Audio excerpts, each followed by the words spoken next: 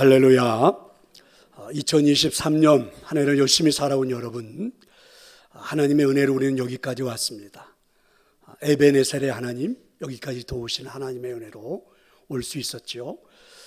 오늘 우리 이렇게 마지막 주 마지막 시간을 또 맞을 수 있도록 인도해 주신 하나님께, 또 한 해를 행복하게 살 수 있도록 인도해 주신 하나님께 영광의 박수 한번 올려드리겠습니다.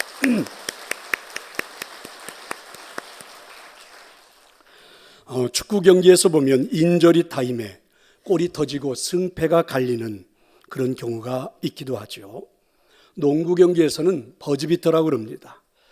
이렇게 이제 휘슬이 울리는 순간 공을 들고 있던 선수가 슛을 했는데 그만 그 공이 날아가서 골인이 되어서 역전이 되어버리는 그런 경우를 말하기도 하죠.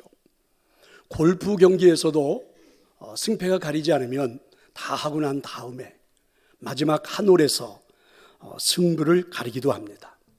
그러니까 역전승이라는 게 있죠. 역전패도 물론 있지만 인생도 그럴 수 있을까? 우리 인생에도 역전승이 역전패가 있을 수 있는 걸까라는 것입니다. 충분히 저는 그럴 수 있다고 생각합니다. 우리 인생에도 역전승이 찾아올 수 있다고 저는 믿습니다. 실패한 인생 같지만 아직은 끝난 게 아니라 역전 승리를 하는 그런 인생이 될 수도 있지 않을까. 혹시 오늘 이 자리에서 예배하는 여러분들 중에 그런 역전승을 바라고 있는 분들이 있다면 여러분의 소원이 이루어지기를 축원합니다. 물론 역전패라는 것이 있기 때문에 잘 하시던 분들도 끝까지 마무리는 잘 해야 할 겁니다.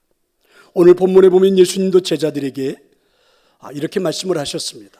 마태복음 19장 30절인데요. 그러나 먼저 된 자로서 나중되고 나중된 자로서 먼저 될 자가 많다.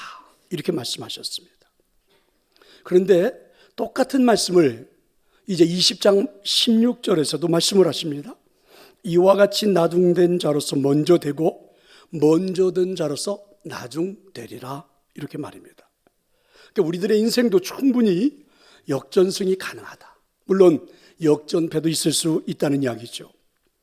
왜 이렇게 한순간에 역전승, 역전패가 일어나는 것일까? 왜 이런 일들이 일어나는 것일까? 바로 흥정의식 때문입니다. 오늘 본문은 이제 마태복음 19장과 20장을 하나로 묶어서 읽어야 합니다. 특별히 하나로 묶어서 읽어보면 이렇지요. 한 젊은이가 예수님을 찾아왔습니다. 그런데 이 젊은이는 어린 시절부터 율법을 잘 지키고 정말 성실하게 살아왔습니다. 예수님이 이 젊은이의 이야기를 듣고 이와 이야기를 하면서 이 젊은이가 나의 제자가 되면 참 좋겠다. 이렇게 예수님도 느낄 만큼 꽤나 성실하게 인생을 살아온 젊은이입니다. 그래서 예수님은 이 청년에게 네가 가지고 있는 너의 소유를 다 팔아서 가난한 자들에게 나누어 주고 나의 제자가 되라. 이렇게 말씀을 했습니다. 그랬더니 이 청년이 이 재물 때문에 결국은 팔 수가 없어서 고민을 하다가 집으로 돌아갔습니다. 집으로 돌아가는 젊은이를 바라보면서 예수님은 못내 아쉬워했지요. 옆에서 이 과정을 다 지켜보았던 베드로가 이제 주님께 나와서 아주 솔직한 질문을 던집니다. 그게 이제 19장 27절인데요. 베드로가 대답하여 이르되 보소서. 우리는 모든 것을 버리고 주님을 따랐는데 우리는 무엇을 얻을 수 있습니까? 이렇게 말입니다. 저 젊은이는 예수님이 그렇게 제자가 되었으면 바랬던 저 젊은이는 재물 때문에 걱정을 하면서 떠나버렸는데 우리 모두는 예수님을 위해서 집도 버리고 모든 것 다 버려버리고 예수님을 따르지 않았습니까? 우리가 얻을 수 있는 것은 무엇입니까? 여러분 가만히 베드로의 이야기를 들어보면 예수님에게 흥정하는 것처럼 들립니다. 우리에게 뭘 주시려는 겁니까? 만약에 좋은 것을 우리에게 주시지 않는다면 우리도 떠날 수 있습니다. 이렇게 예수님에게 흥정하는 것처럼 들리죠. 이런 것을 여러분 흥정의식이라고 이렇게 말할 수 있습니다. 베드로는요 예수님을 주인으로 모시고 그리고 예수님을 스승으로 모시고 따르면서 그의 눈에는 보이지 않지만 영생의 약속을 받았던 그 자체가 그렇게 만족스럽지는 않았던 것 같아요. 베드로는 자신 삶의 가치관이나 세계관에 변했잖아요. 배와 그물을 버려두고 예수님을 따라가는 가치관도 변하고 세계관도 변했습니다. 그런데도 이 변화만으로도 베드로는 만족할 수가 없었던 것 같습니다. 피부에 와 닿는, 내 손에 뭔가 손익계산서가 내게 플러스가 되는 뭔가가 있었으면 했던 것 같아요. 내가 배를 버려두고 내 젊음의 시간을 다 들여서 예수님의 제자가 되었는데 예수님은 나에게 구체적으로 어떤 것을 주시렵니까?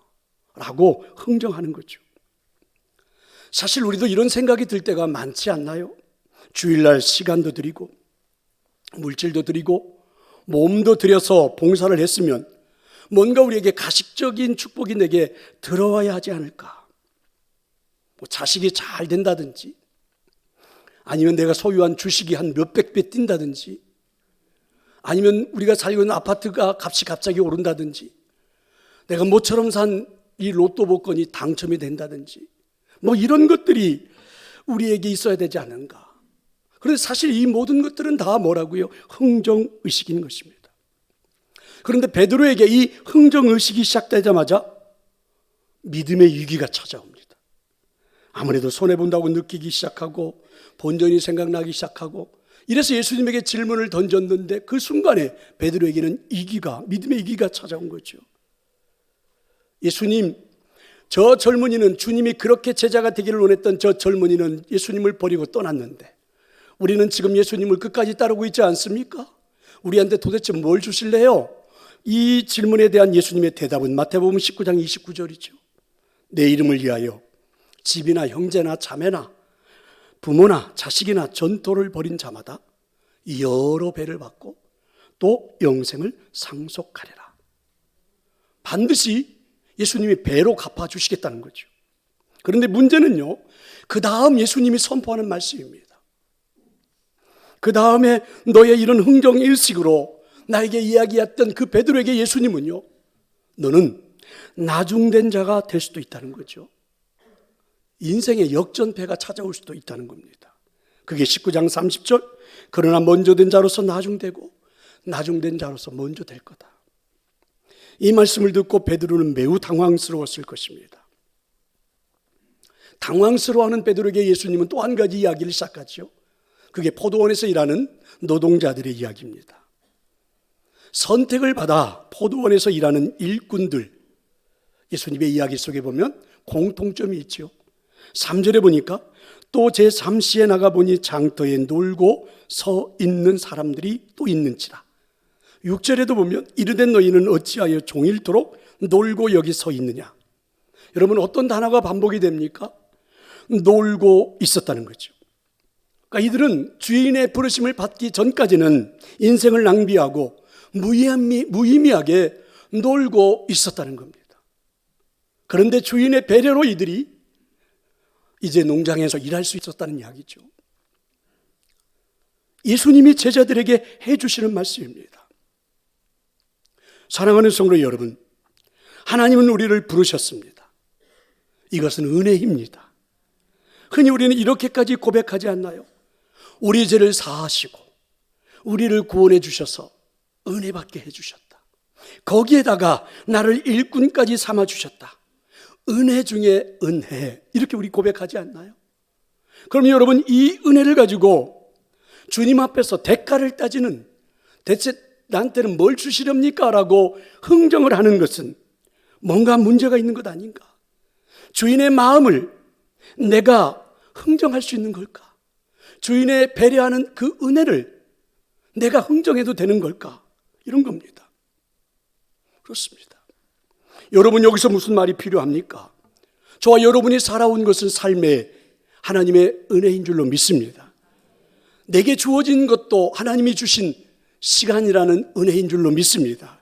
2023년은 우리의 삶의 은혜였습니다. 하나님의 배려였습니다. 주인의 사랑이었습니다. 그래서 우리는 따뜻하게 살았습니다. 그런데 여러분, 이 시간 마무리하는 시간에, 계산하는 시간에 여러분, 흥정을 해야 할까? 그저 올 한 해 하나님의 은혜로 감사하게 살았노라고, 즐겁게 살았노라고, 환한 미소로 표현하면서 하나님께 영광을 돌리는 마무리, 여러분 어떻습니까? 만약에 여러분 그렇게 마무리를 할 수 없다면 어쩌면 열심히 살아왔으면서도 올 한 해 마무리하는 이 시간 역전패를 당하는 느낌이 들지도 모릅니다.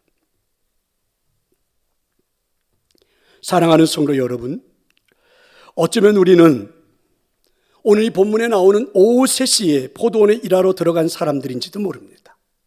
순전히 주인의 배려로 말입니다. 놀고 있었던 인생인데 은혜를 받은 거죠. 무슨 주인과 흥정이 필요합니까? 무슨 주인 앞에 불평을 토로할 수 있겠습니까? 그저 감사함으로 품삯을 받으면 되는 것 아닐까요? 내가 살아온 인생 하나님의 은혜로 살았다고 고백한다면 나의 인생을 두고 무슨 하나님과 흥정이 필요해요? 그저 감사하는 마음으로 마무리할 수 있기를 원합니다.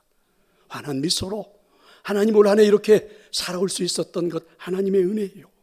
이렇게 마무리할 수 있는 여러분이 되시기를 축원합니다. 왜 이렇게 한순간에 역전승 역전패가 일어나는 것일까? 왜 이런 일이 일어나는 것일까? 또 한 가지는 비교의식 때문이죠. 오늘 본문에 보면 오전 3시 그랬죠. 우리 현재 시간으로 보면 오전 9시입니다.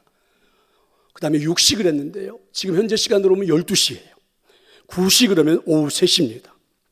이렇게 먼저 와서 일한 사람들이 있었어요. 그런데 제 11시, 그러니까 오후 5시예요. 5시에 와서 일한 사람이 있습니다. 그런데 5시에 와서 1시간밖에 일하지 않은 사람과 오전부터 와서 일한 나와 임금이 똑같습니다. 그러자 이 사람들은, 먼저 와서 일했던 사람들은 주인을 원망하기 시작하지요. 11절에 이렇게 말하잖아요. 받은 후 집주인을 원망하여 이르되. 왜 원망하는 겁니까? 10절에 이렇게 써 있어요. 먼저 온 자들이 와서 더 받을 줄 알았더니 그들도 한 데나리온씩 받은지라. 그렇습니다. 바로 내 뒤에 온 사람과 비교를 시작한 거예요. 이 비교가 불평을 낳았고 원망을 낳았던 거죠. 한순간에 자신의 삶을 그렇게 짜증스럽게 만든 거죠. 우리는 인생살이나 신앙생활에서도 어느 날 문등대 안에서 일어나는 불평을 한번 성찰해 보십시오. 대부분의 다 비교의식 때문인 것을 우리는 쉽게 느낄 수가 있습니다. 2023년 나름대로는 열심히 살아온 것 같은데 옆에 있는 누군가와, 내가 알고 있는 누군가와 여러분 비교하기 시작하면 그 순간부터 여러분 우리 가슴에 감정이요, 소용돌이 지기 시작하죠. 그러면서 마치 열심히 살아오긴 살아온 것 같은데 역전패를 당하는 그런 느낌이 들지 않습니까? 오늘 이 자리에 예배하는 여러분 가운데 가정들을 이끌어가는 가장들이 있잖아요. 얼마나 여러분 힘드셨어요. 사회가, 세상이, 경제가 이런 데도 여러분 얼마나 열심히 일하셨습니까? 그런데 여러분 열심히 살아왔는데 옆에 옆집 남자, 이웃집 남자하고 비교하는 순간부터, 그죠? 얼마나 여러분 역전패 당하는 기분이 드는지. 아내들이요, 주부들이요, 엄마들이요, 얼마나 여러분 힘드셨습니까? 가정을 책임지고 가정을 이끌어간다는 일들이 그리 쉬운 일들이 아닐 텐데 한 해 동안 얼마나 열심히 하셨어요. 그런데 옆집 아줌마하고 비교하는 순간 왠지 모르게 역전패 당하는 느낌이 들지 않습니까? 여러분 목사님 저도 마찬가지예요. 나름대로 열심히 목회해왔는데 갑자기 어느 순간에 누군가가 저한테 찾아와서 목사님 저 옆에 교회는 오늘 엄청 부흥했대요. 이 한마디에 여러분 저도 마치 역전패를 당하는 느낌이 듭니다. 비교하지 전까지는 행복했던 내가 상대적인 비교를 시작하자마자 갑자기 자신을 불행하게 느끼는 겁니다. 문제는요, 이 비교의식이 발전하면 질투도 됩니다. 이 비교의식이 발전하면 계급의식으로 자리 잡기도 해요. 어떻게 우리는 이런 비교의식을 극복할 수 있을까? 비교의식의 성경적인 처방은요, 여러분 창조의식입니다. 하나님이 우리를 창조하실 때 한 사람도 똑같지 않게 다르게 지어주셨다는 거죠. 얼굴도 다르고 개성도 다르고 기질도 다르고 은사도 다르고, 따라서 인생에 가는 길이 다 같지 않다는 거예요. 우리는 모두 자기만의 독특한 소명이 있는 줄로 믿습니다. 그 소명을 발견하고 내가 갈 길을 나답게 걸어가면 되는 거죠. 여러분, 옆집 아줌마처럼 똑같이 살아야 할 이유가 전혀 없어요. 이웃집 남편처럼 살아야 할 이유가 없는 거죠. 우리나라에 몇 안 되는 스타 강사인 목사들처럼 그렇게 목회할 이유가 저에게는 전혀 없는 거죠. 우리 모두가 다른 색깔의 인생을 산다는 것이 인생의 다양성의 멋이요, 아름다움인 것입니다. 현대인들의 불행이 뭔지 아십니까? 획일화입니다. 모든 것을 똑같이 하나로 다. 이건 불행이죠. 성도 여러분, 부탁합니다. 정말 부탁합니다. 간절히 부탁합니다. 제발 다른 사람이 여러분과 다르게 인생을 살아갈 자유를 좀 허용해 주십시오.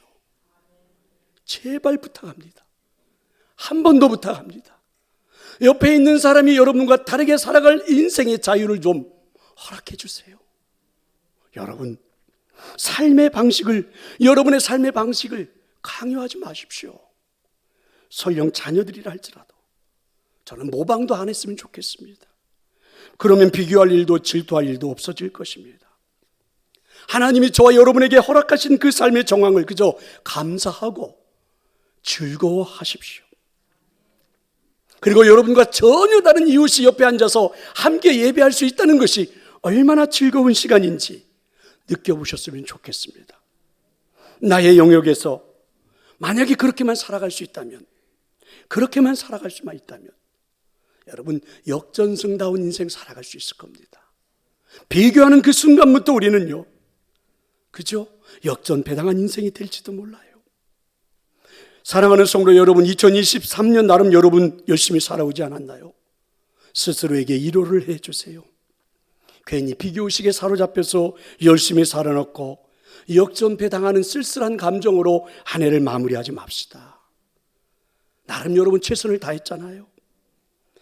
여러분 열심히 살아온 인생인데 역전패는 아니잖아요.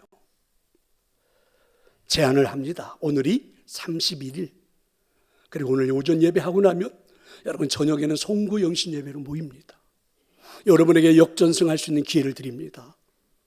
오늘 여러분 시간 잘 보내셔서 하나님 앞에 마지막 버저비터 슛골인을 한번 해보셨으면 좋겠습니다. 괜히 여러분 역전패 당한 사람들처럼 그렇게 괜히 저녁에 어딘가에 처박혀서 술잔 기울이지 마시고, 여기저기 노래방 찾으냐고 전전긍긍하지 말고, 괜히 어딘가에 숨지 말고 여러분 저녁에 다 나오셔서 우리 하나님께 여러분의 살아온 인생을 두고 예배하면서 역전승하는 여러분 될 수 있기를 축원합니다. 여러분, 왜 이렇게 한순간에 역전승, 역전패가 일어나는 것일까? 왜 이런 일이 일어나는 것일까요? 공로의식 때문에 그렇지요. 10절에 보니까 먼저 온 자들이 더 받을 줄 기대했다는 것이죠. 이유가 무엇입니까? 더 받을 만큼 공로를 세웠다는 거죠. 더 많이 일을 했다는 겁니다. 따라서 나는 당연히 더 대접을 받아야 마땅하다는 거예요. 이런 걸 놓고 공로의식이라고 그러죠.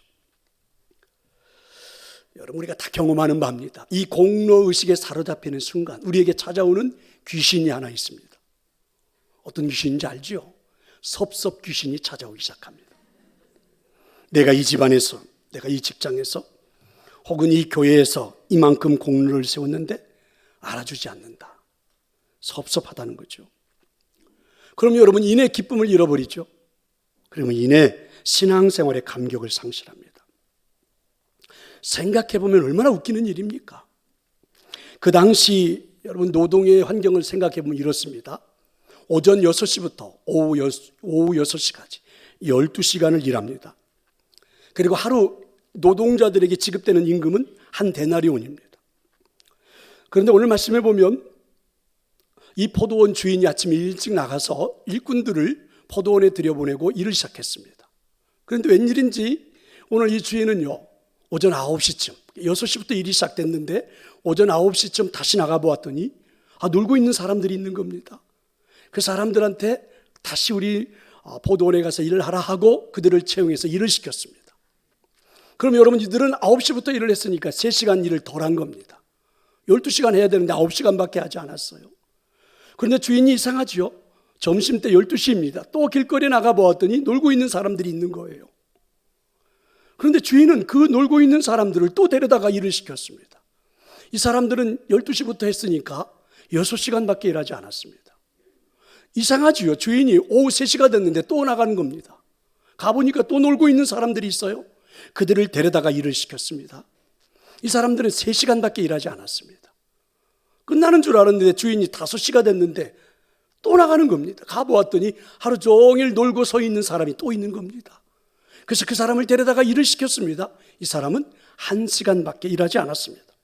그런데 여러분, 3시간밖에 일하지 않은 사람이 1시간 일한 사람보다 공로가 많다, 그러면서 주인을 원망하는 것, 생각해보면 얼마나 웃기는 일입니까?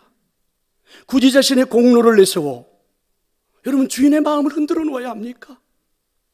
3시간밖에 일하지 않아놓고 12시간을 일해야 될 사람이 3시간밖에 일하지 않아놓고 1시간 일한 사람보다 내가 공로가 더 많다고 자신의 공로를 내세워 주인의 마음을 악하게 만드는 것, 이게 가능한 걸까? 여러분, 중요한 것은 자신의 공로를 내세우는 순간, 그래서 자신의 정당성을 이야기하는 순간, 이상하지 않아요? 역전패 당하는 느낌이 들지 않습니까? 3시간밖에 일하지 않았는데.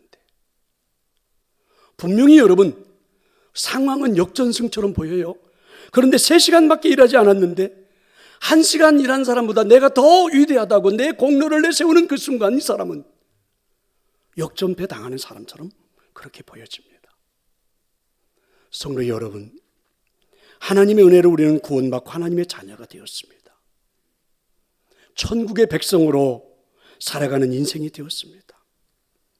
언제 삶이 인생이 마감이 되어도 괜찮을 만큼 천국의 백성이 되었습니다. 굳이 여러분 나의 공로를 내세워서 내 감정을 흐트러뜨려야 할까?